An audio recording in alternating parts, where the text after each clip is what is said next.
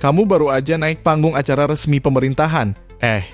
Tiba-tiba ada warga yang berdiri, menantang, dan menagih janji kampanye di depan semua orang. Suasana yang tadinya adem mendadak jadi panas. Itulah yang dialami Wakil Bupati Garut, Putri Kalina, beberapa hari lalu. Videonya viral jadi bahan perbincangan nasional, bahkan sampai bikin beliau ngadu ke sang mertua Gubernur Jawa Barat, Deddy Mulyadi. Semuanya bermula dari sebuah acara sosialisasi pembangunan infrastruktur hijau di Pondok Pesantren Darul Rahman Sukaresmi, Garut. Di tengah jalannya acara, seorang pria bernama Edi Suherman tiba-tiba berdiri dan dengan suara lantang menagih janji kampanye 2 juta rupiah per kepala keluarga, janji yang katanya pernah diucapkan saat pilkada. Putri Kalina yang saat itu jadi pembicara mencoba menjelaskan bahwa bantuan itu hanya untuk warga yang belum menerima program sosial seperti PKH atau BPNT. Tapi warga tersebut terus menekan.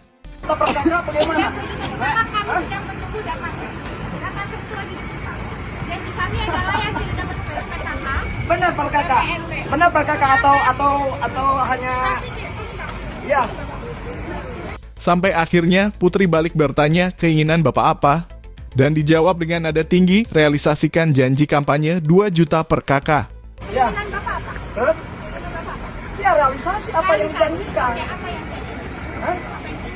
Itu di janji-janji kampanye. Oke. Salah satunya 1-5 juta untuk UMKM. Semuanya udah UMKM belum? Apakah saya ngomong udah belum UMKM? Apakah saya ngomong semuanya? Apakah saya ngomong semuanya? Ya harus yang jelas kalau di. Apakah saya ngomong semuanya, Bapak? Terus? Bapak itu harus realistis. Ya. Oh, saya sebagai rakyat menyampaikan aspirasi. Menyampaikan sebagai Emang tidak boleh saya menyampaikan seperti itu. Responnya harus seperti itu. Ini acara saya. Boleh. Mohon izin mungkin. Santai. Polisi itu kan sama. Apa bagaimana? Mohon izin. Suasana pun memanas. Beberapa kali suara Putri meninggi sebelum akhirnya ia memilih meninggalkan ruangan. Dari kejauhan sang warga sempat berteriak, suara rakyat, suara Tuhan.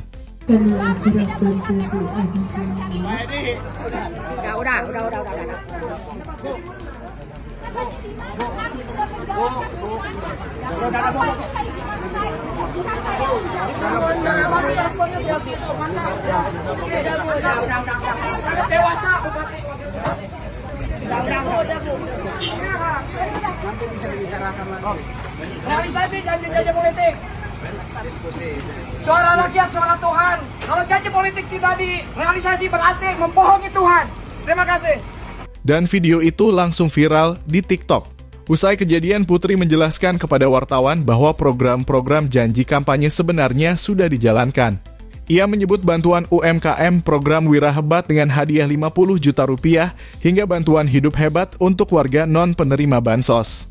Terus terkait dengan apalah janji-janji. Dia nanya, jangan lupa janji yang 50 juta UMKM. Padahal kan kita, Bapak Ibu udah tahu ada, Bapak udah tahu ada apa? Wira Hebat. Ada hadiahnya 50 juta. Gitu ya. Ya, ada 2 yang menang. Dan itu kan berjalan terus sampai 5 tahun. Makanya saya agak terganggu. Kenapa kok dia seperti kita tuh nggak ngejalanin, padahal kita tuh menjalani semuanya. Terkait dengan bantuan hidup hebat. Itu ada Pak anggarannya, tapi kan saya bilang yang nggak dapat PKH BPNT. Dan itu kan semua lagi data sen ya, dan itu lagi dirapiin. Nah, sehingga saya ini sebagai manusia Pak ya, saya kan agak gimana ketika pemerintah terus dianggap tidak bekerja, padahal kami itu sangat-sangat bekerja. Tapi ia juga menyinggung realita di lapangan bahwa bantuan uang negara tidak bisa asal diberikan tanpa arah. Bapak, kadang-kadang ya, kita tuh kan melihat pemerintahan setelah berjalan baru bisa melihat apa yang harus dimodifikasi dari apa yang kami janjikan. Makanya memang betul, di sana kan pasalnya hanya bantuan untuk wirausaha. Tapi kalau misalnya sekarang pikirin semua orang dapat 50 juta. 50 juta sama orang dipakai judol, dipakai apa, kan kita nggak mau. Artinya kami juga tidak bijaksana dong sebagai pemimpin ketika langsung aja nyawer. Setuju nggak kalau semua orang dikasih 50 juta, apakah akan jadi? Nggak juga, belum tentu. Prosedurnya itu ya? Makanya semuanya itu kan dikaji. Nah, namanya kampanye itu kan mungkin ya semacam apa namanya, ada bahasa-bahasa yang tidak dijenrekan, tapi dijelaskan. Saya nggak tahu Bapak itu pernah ikut kampanye atau enggak gitu kan. Cuman tahu yang dibaca-baca aja. Meski begitu, Putri tetap mengakui kesalahannya. Jadi menurut saya pun salah ketika saya minta maaf kalau misalnya cara komunikasi saya agak berlebihan, tapi saya memohon untuk setiap masyarakat ketika ingin mengutarakan apa yang menjadi aspirasi, tolong sudah disertai dengan apa yang mereka ketahui. Kalau tidak tahu jangan langsung menuduh atau apa-apa, karena kami pun setiap masalah, setiap apa bisa kami urai satu-satu dan nggak yang asal gimana. Cuman kalau tadi saya merasa saya harus memberikan penjelasan kepada Bapak itu, dan begitu responnya saya mohon maaf dengan segala kerendahan hati, saya mohon maaf, tapi semoga teman-teman tahu apa yang menjadi poin penyampaian. Namun cerita belum berhenti. Melalui Instagramnya, Putri menulis pesan menenangkan, berani itu karena benar, bukan karena saya mantunya Pak Deddy Mulyadi.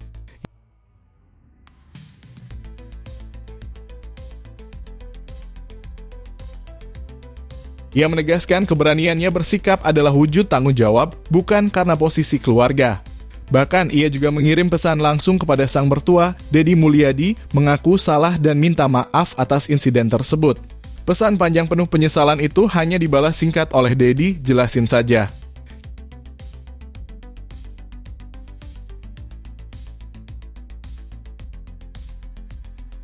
Kisah ini mengingatkan kita bahwa menjadi pejabat bukan hanya soal jabatan, tapi juga tentang kesabaran menghadapi tekanan publik. Satu momen emosi bisa viral, satu kalimat bisa diartikan macam-macam.